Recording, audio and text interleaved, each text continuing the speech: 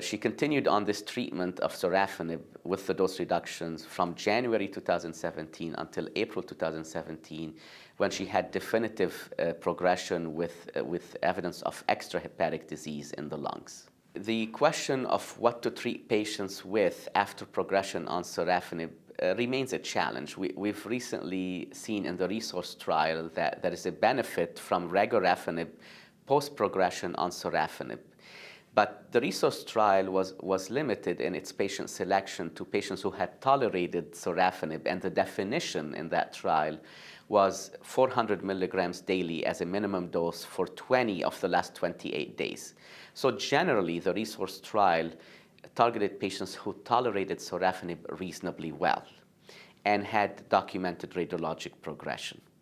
So the challenge in this case is that the patient had required 2 dose reductions, and the second dose reduction to 400 milligrams every other day, and had significant toxicity on sorafenib. So this is not a typical patient that meets the resource eligibility criteria. In general practice, as always, the usage of regorafenib may be expanded beyond the resource trial, but that should be done carefully and based on physician discretion.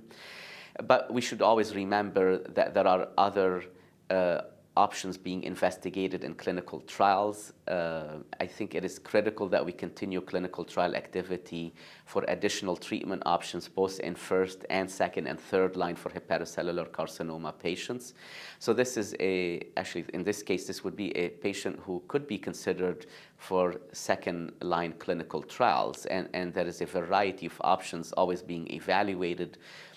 Whether targeted therapies, for example, an ongoing trial with cabozantinib, which targets both the vascular endothelial growth factor receptor 2 as well as the MET, MET, would be an option. There are clinical trials using checkpoint inhibitors, such as those that target PD-1 or PD-L1.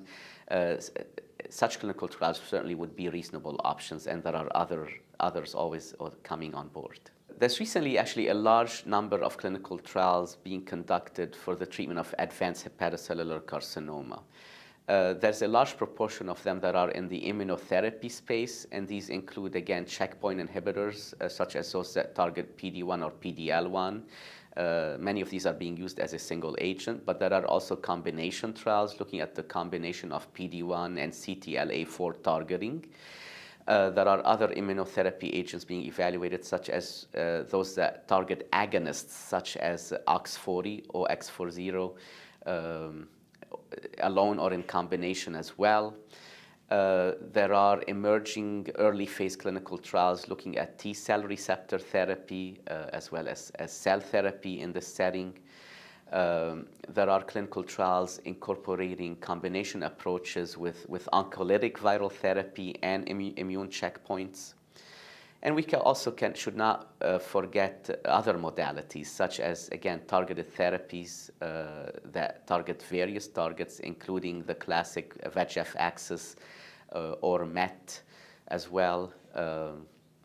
There are also clinical trials that are using novel approaches, such as epigenetic therapy, which is really intended to maybe re-express certain tumor suppressor genes in the tumor. Also, epigenetic therapy has been shown to potentially condition the tumor and enhance the potential response to immunotherapy by the upregulation of certain immune pathways in the tumor, including the interferon pathway. So there are some clinical trials planned to combine epigenetic therapy with immune therapy. So there's a large level of activity in clinical trial, and I encourage treating physicians to consider these for their patients in order to allow us to advance the treatment for this disease further.